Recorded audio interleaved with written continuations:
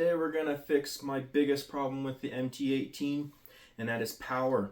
We're gonna try and put this quick run hobby brushless motor in there. We'll see if it fits. I'm not 100% positive everything will fit. I'll be running it on a 3S battery. This 3S battery right here, it's a little big, so I'll have to modify the battery tray a little bit. But let's get to it.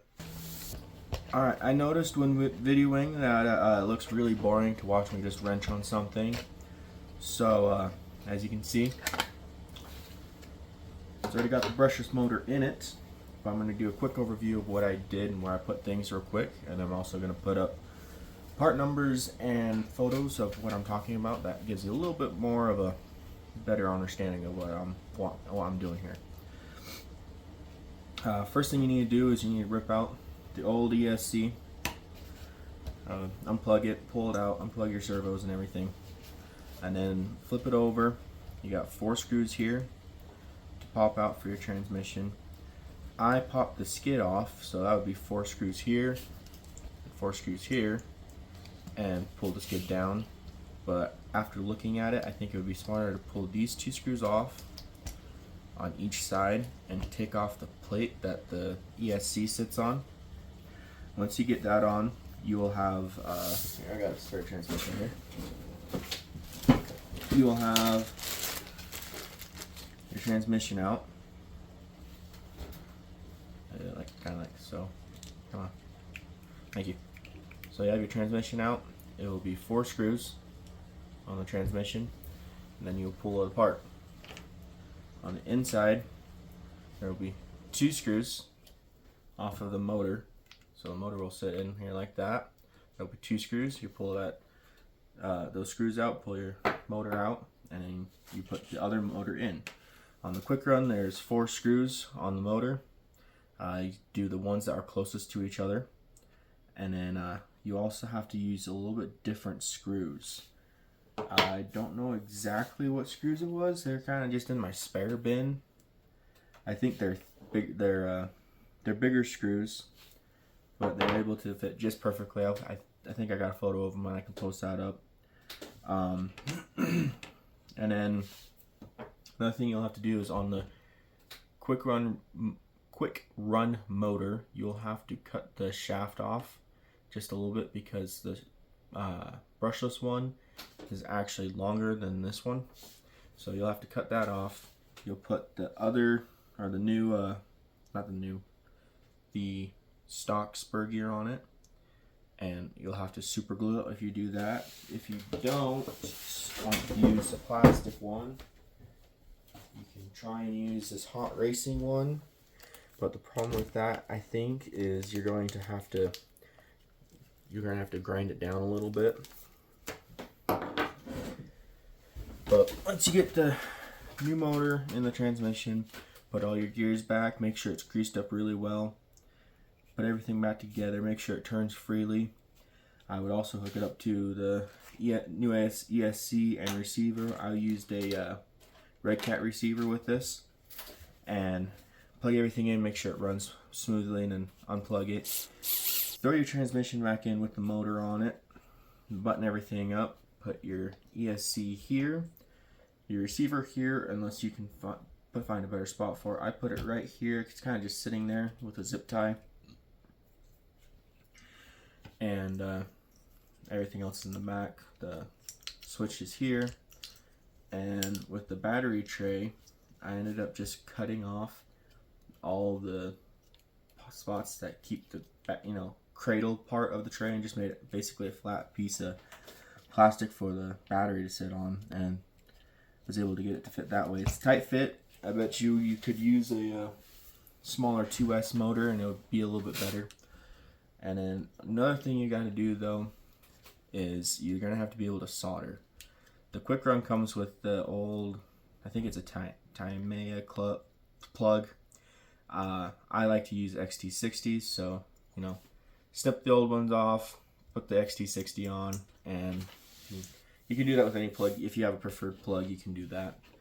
Other than that, it was honestly a really simple, quick thing to do. It took me probably maybe 45 minutes to do everything. Pretty simple. I wish everything fit a little bit more neatly. It's kind of big, but it does, the body will go onto it just fine and whatnot. When you're putting everything in though, be sure, you might have some fitment issues with right about here. That's where the bed starts. And so these wires right here get squished just a little bit to try and get back below the bed, because the bed will kind of sit on these top rails here. So that's, you just got to make sure everything fits forward a little bit, because you got a little bit more room in the front than you do the back.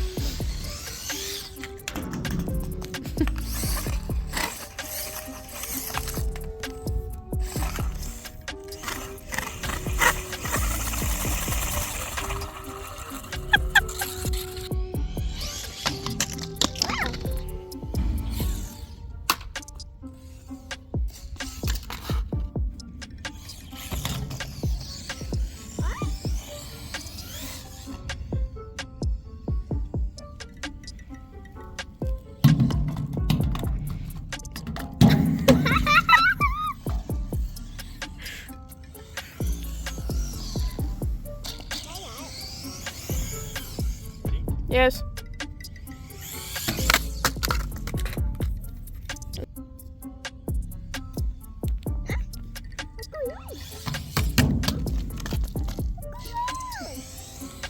Oh no. Oh why? What? Dad! You're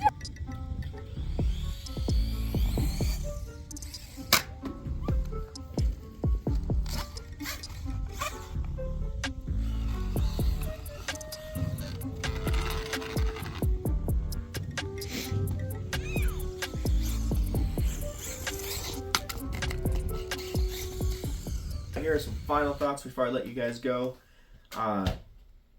If you're doing this motor, make sure you get the appropriate spur gear. I'm still running the plastic one, which is doing fine. I super glued it in.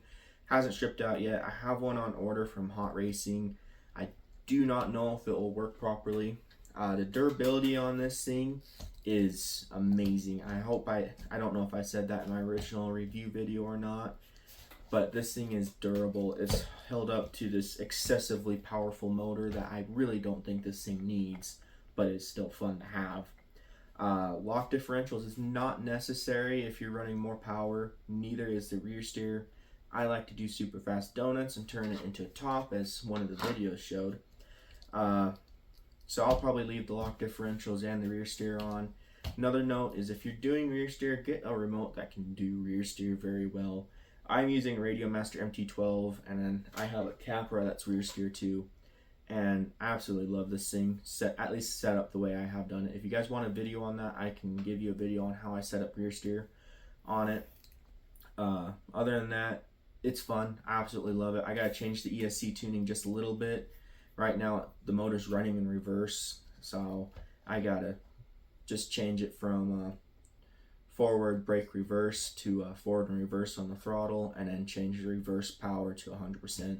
Then I get the same either way, no matter which way I'm going. I hope you guys enjoyed the video. Please like and subscribe, and I'll catch you guys later.